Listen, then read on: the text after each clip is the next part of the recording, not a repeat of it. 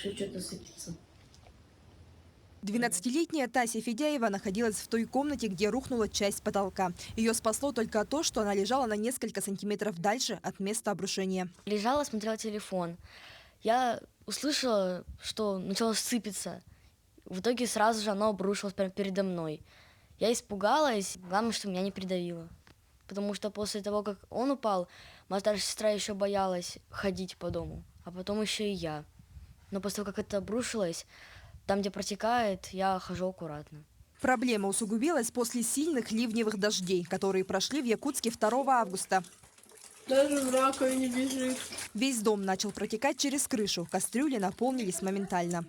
Уже который год так вот чуть-чуть. Мы заявление писали, чтобы крышу нам перекрыли, хотя бы, пока отказали в управляющей компании. Поэтому вот как дождь постоянно, вот сейчас в следующий раз что будет, даже не знаю.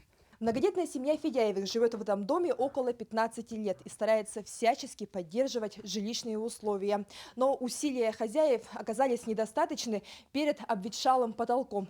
После того, как отвалилась штукатурка толстым слоем, отец семейства установил подпорку из досок и балок. Но это не дает никаких гарантий, что потолок снова не рухнет.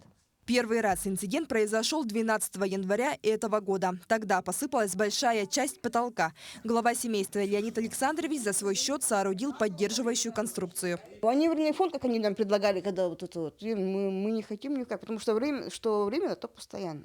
Много знакомых, которые в маневренном фонде до сих пор живут, им ничего не дали. 4-квартирный дом был признан аварийным еще в 2013 году. Как утверждает женщина, с каждым разом щели в стенах становятся шире и длиннее. На этот раз заактировать обрушение приехал представитель управляющей компании «Юнион». Все, в общем, понятно. Я это в управу направлю. Письмо, пусть они собирают межведомственную комиссию. Ну, все как в прошлый раз. Да. Ничего не изменится. Ничего не изменится, я знаю уже. По словам Марии, в жилищном департаменте их обещают переселить в декабре этого года. Но как пережить сезон дождей, осень и первые зимние месяцы, Федяевы не знают. Ведь когда потолок нависает угрозой, жить в таком доме становится опасно. Светлана Амосова, Артем Алексеев, Якутск.